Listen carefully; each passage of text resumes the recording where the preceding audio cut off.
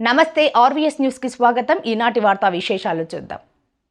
YCP నేత పేరు చెప్పి తక్కువ ధరకు బంగారం ఇచ్చిన డబ్బుకు రెట్టింపు ఇస్తానని మోసం చేసిన ఘటన సంగారెడ్డి జిల్లా పడాన్చెరు పిఎస్ పరిధిలో చోటు చేసుకుంది. చిత్తూరు జిల్లాకు చెందిన విద్య అనే మహిళ 2022లో సికింద్రాబాద్లో ఉండేది. ఆ సమయంలో ఓ వైసీపీ నేత పేరు చెప్పి స్థానిక మహిళల నుంచి డబ్బులు వసూలు చేసింది. ఈ క్రమంలో పలువురి నుంచి దాదాపు 18 కోట్లు తీసుకుంది. బాధితులు డబ్బులు అడగడంతో దాడికి దిగింది. దాంతో వారు పోలీసులకు ఫిర్యాదు చేశారు. ఆమెకి మేము డబ్బులు ఇవ్వడము, ఆమె మాకు గోల్డ్ అని చెప్పి 2000 కోట్లు విజయ్ భాస్కర్ రెడ్డి, చెవిరెడ్డి భాస్కర్ రెడ్డి అని చెప్పి తిరుపతిలో అతని పేరు చెప్పి మా అందరి దగ్గర 18 నుండి 20 కోట్ల రూపాయల వరకు, ఇది అఫీషియల్ గా మా అందరికి తెలిసిన లిస్ట్ మాత్రమే. అన్అఫీషియల్ గా ఇంకా కొన్ని కోట్లు ఉన్నాయి.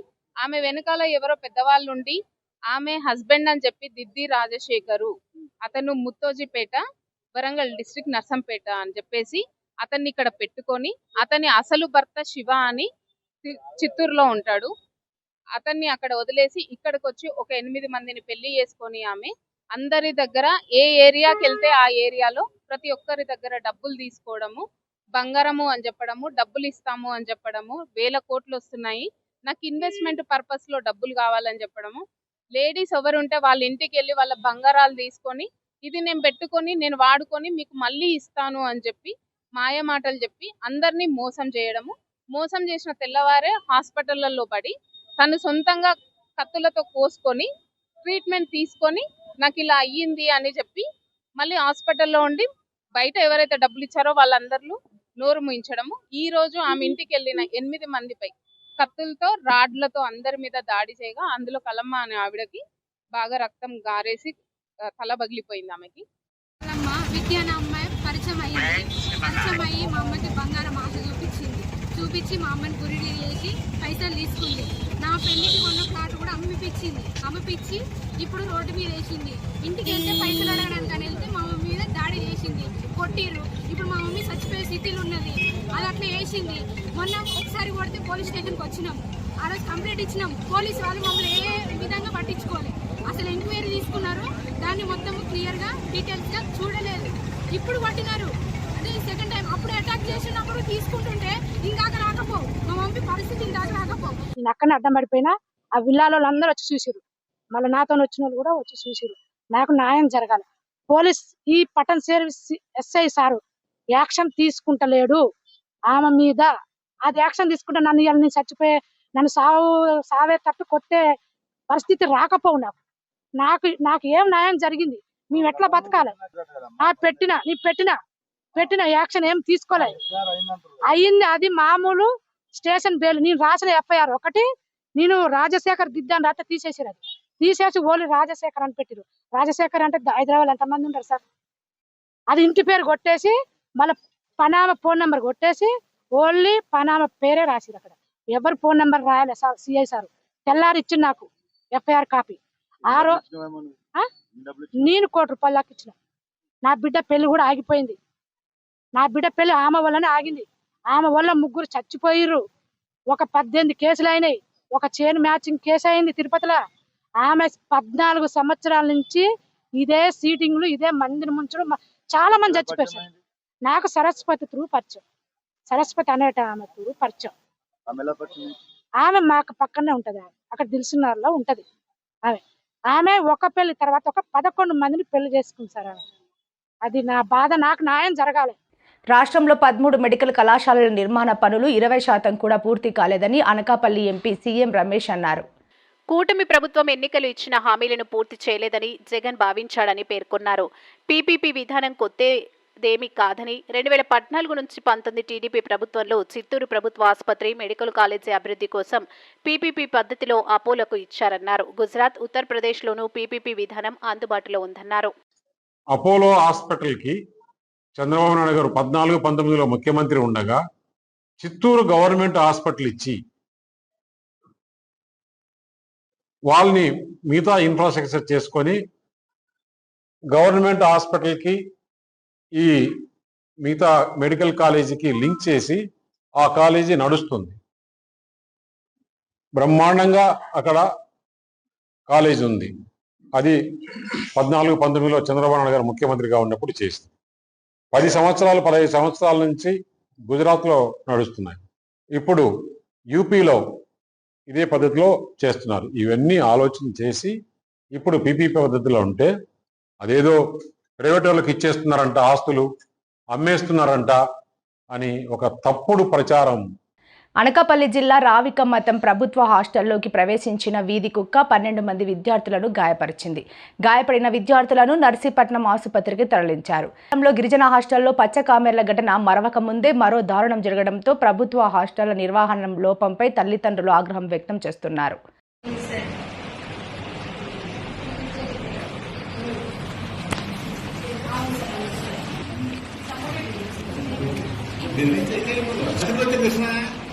మీ ముఖ్యమంత్రి ఆఫీస్కి వచ్చారు, హైదరాబాద్ నుంచి రావట్లేదు.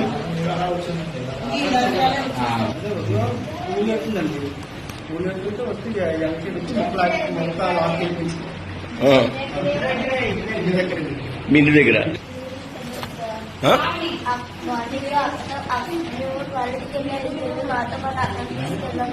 ఓకే అక్కడ వచ్చి ఎక్కడ కుక్కలు వస్తున్నాయేమని అటు చూస్తుంటేనే వచ్చి వెనక నుంచి కుక్క వచ్చి మమ్మల్ని నడుస్తుంటాం. పట్టుకుంటేనేమొచ్చి అక్క తవ్వుకుంటే కడుతుంది అక్కడ కొన్ని ఎదురు తెలుస్తాం. అప్పుడేమొచ్చి అక్కడేమొచ్చి కలపలు కొట్టి మమ్మల్ని తీసుకొని వచ్చి వెనక మేడం ఫోన్ చేసిస్తాం. సార్ మేడం వచ్చి ఎక్కడ గడిచిందమ్మా? సార్ కాలు మీద. మిమ్మల్ని ఎంత గడిచిందమ్మా కాలు మీద? ఇంచుమించు అంతమంది కూడా కాళ్ళ మీద. మొత్తం ఎంతమంది ఏంటమ్మా? 5గురు. మొత్తం ఎంతమంది మొత్తం మీకు ఊళ్ళో?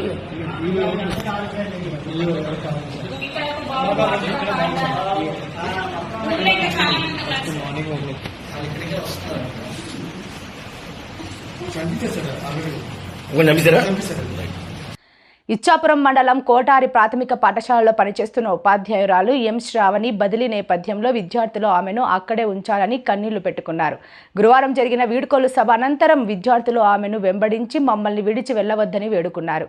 ఈ సంఘటన ఉపాధ్యాయురాలిపై విద్యార్థుల అనుబంధాన్ని తెలియజేసింది.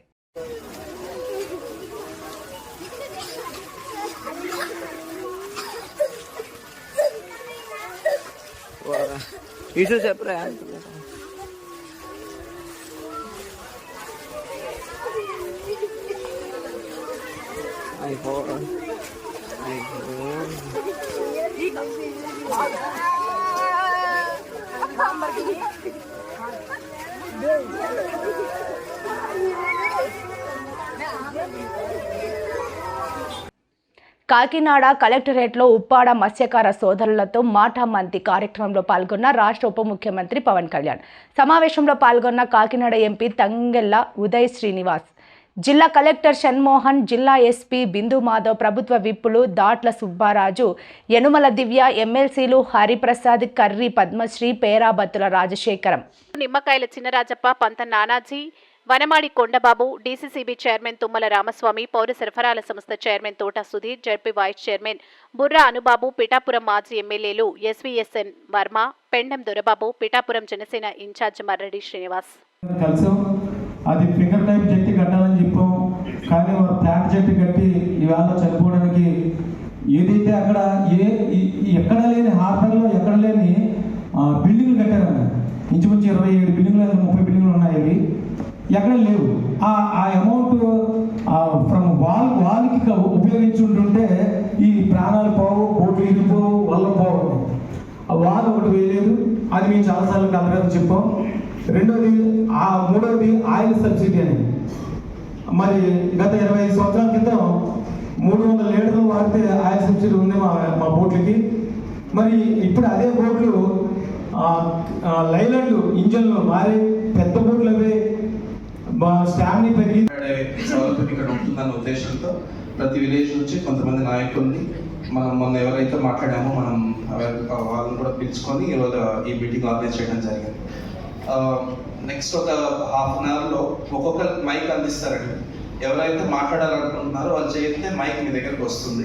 సో దయచేసి మీరు చెప్పాలనుకుంది క్లుప్తంగా అండ్ ఆల్రెడీ ముందు చెప్పిన వాళ్ళు మళ్ళీ రిపీట్ చేయకుండా కొత్త పాయింట్ ఏదైనా అడిగేదంటే దయచేసి అడిగితే కొంచెం సమయపరం మళ్ళీ పబ్లిక్ మీటింగ్ ఉంది కాబట్టి కొంత చెప్పినట్టు రిపీట్ చేయకుండా ఏవైతే అడగాలనుకున్నా అవి క్లుప్తంగా అడిగితే మనం క్విక్గా మనం ఆయన దృష్టికి తీసుకెళ్ళడానికి అవకాశం ఉంది. Thank you. మీరు ఏమైనా మాట్లాడుకుంటే రేస్ చేయాలి.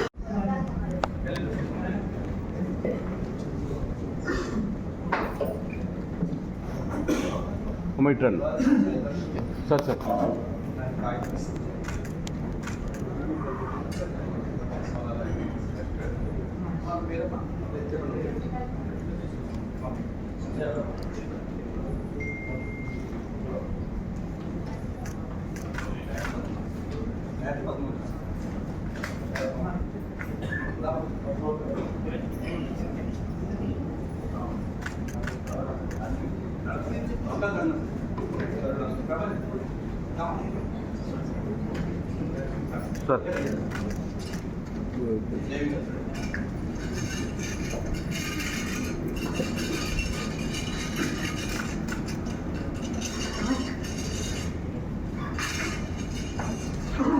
ప్రజల ప్రాణాలను ఇబ్బంది కలిగిస్తున్న బెల్ట్ షాపులను వెంటనే తొలగించాలని, కల్తీ మద్యాన్ని లేకుండా చేయాలని కూటమి ప్రభుత్వం చేస్తున్న అరాచకాలపై వైకాపా ప్రభుత్వం నిరసన కార్యక్రమం చేపట్టింది.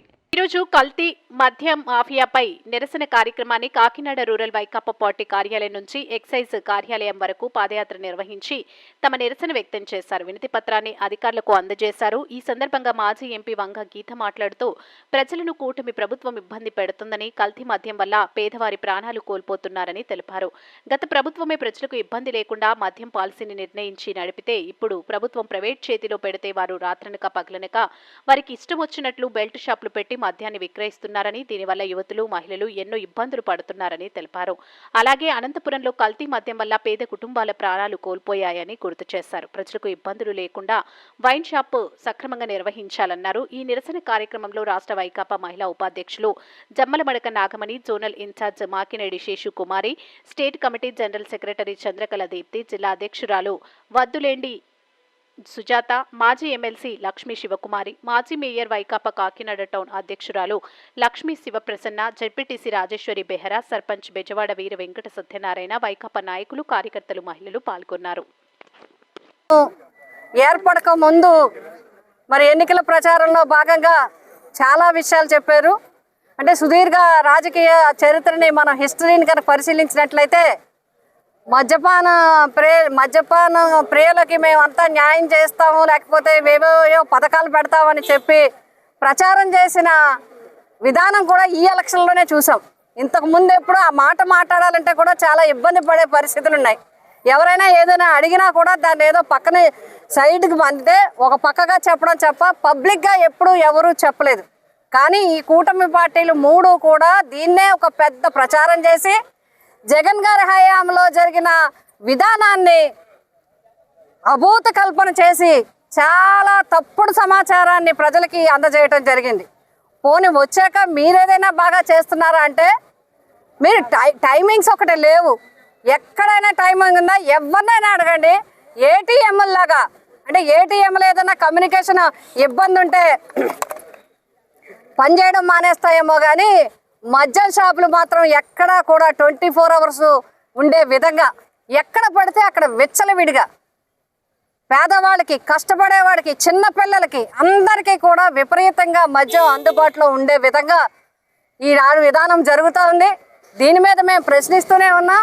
అయినప్పటికీ ఇటీవల కల్తీ మద్యం వల్ల పేద కుటుంబాలు చాలామంది తమ ప్రాణాలని కోల్పోవటం జరిగింది. మరి ఆ కుటుంబాలు దిక్కులేనివయ్యాయి. ఆ కుటుంబాలు చిన్న చిన్న పిల్లలు ఉన్న వాళ్ళు ఉన్నారు. కాకినాడలో కూడా ఇక్కడ రూరల్ కాన్స్టిట్యున్సీలో కూడా ఒక సంఘటన జరిగింది. 13-14 ఏళ్ల పిల్లలతో ఈ వార్డులోనే ఒక అతను చనిపోవటం జరిగింది. ఈ విధంగా ఈ కల్తీ మద్యం, విపరీతమైన బెల్ట్ షాపులు, టైమింగ్స్ లేకపోవటం, ఇవన్నీ కూడా చూస్తుంటే ప్రజల్ని ఏం చేయాలని అనుకుంటున్నారు? ఒక పక్క పథకాలు సూపర్ 6 అని చెప్పి అది సంవత్సరాలు మీరు దాటిచ్చారు కదా. మద్యాన్ని సక్రమంగా జాగ్రత్తగా ప్రజలకి ఇబ్బంది లేకుండా చిన్నారులకి, పిల్లలకి, చిన్న స్కూల్ పిల్లలకి, కాలేజీ పిల్లలకి వాళ్ళకి అందుబాటులో లేకుండా, బెల్ట్ షాపులు లేకుండా కంట్రోల్ చేసే విధంగా, టైం పాటించే విధంగా ఎక్కడ కూడా చేయలేని పరిస్థితి రోజు రాష్ట్రంలో ఉంది. అంతేకాదు మొన్న అనంతపురం ఇవన్నీ కూడా చూసాం. గతంలో మద్యం పాలసీ అంతా కూడా ప్రభుత్వం నడిపే విధంగా ఎక్కడ ఇబ్బంది లేకుండా ఒక పాలసీ నడిపితే దాన్ని చిలవలు పొలవలు చేసి అభూత కల్పనలు చేసి ఇప్పుడు చెప్పారు.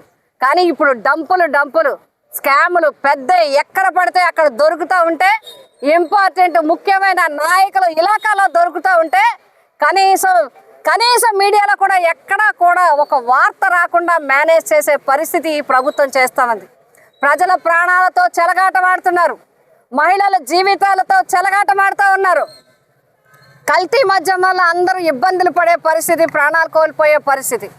మీరు తక్షణం వెంటనే బెల్ట్ షాపులని కంట్రోల్ చేసి ఎక్కడ కూడా బెల్ట్ షాపులు లేకుండా స్టూడెంట్స్కి కానీ చిన్నపిల్లలకు కానీ అందుబాటులో లేకుండా చూడాల్సిన ఒకటైతే, రెండోది టైమింగ్స్ ఖచ్చితంగా పాటించాలి. లేకపోతే కేవలం తాగడం మాత్రమే కాదు, అనేక రకాలు, ఒక పక్క దొంగతనాలు, ఒక పక్క మహిళల మీద దాడులు, ఇబ్బంది పడే పరిస్థితులు ఉన్నాయి. కాబట్టి వీటినన్నిటినీ కంట్రోల్ చేయాలి. అదేవిధంగా కల్తీ మద్యాన్ని ఎవరైతే తయారు చేశారో, ఎవరైతే ప్రాణాలు పోవడానికి కారకులయ్యారో వారందరికీ మీద తక్షణమే చర్యలు తీసుకోవాలని చెప్పి వైఎస్ఆర్సీపీ పార్టీ డిమాండ్ చేస్తూ ఉంది. వైఎస్ఆర్సీపీ మహిళా విభాగం, రాష్ట్ర మహిళా విభాగం అందరూ కూడా, మహిళలందరూ ఈరోజు ప్రతి ఒక్కరూ కూడా తరలి వచ్చి తమ నిరసనని తెలియజేయటం జరిగింది. అదేవిధంగా పేదలు ఎవరైతే ఉన్నారో వారి కుటుంబాలకు అండగా ఉండడానికి మేమందరం కూడా ముందుకు రావటం జరిగింది అని చెప్పి కూటమి ప్రభుత్వం వెంటనే తక్షణం కల్తీ మద్యం మీద చర్యలు తీసుకోవాలి, బెల్ట్ షాపులు లేకుండా చేయాలి.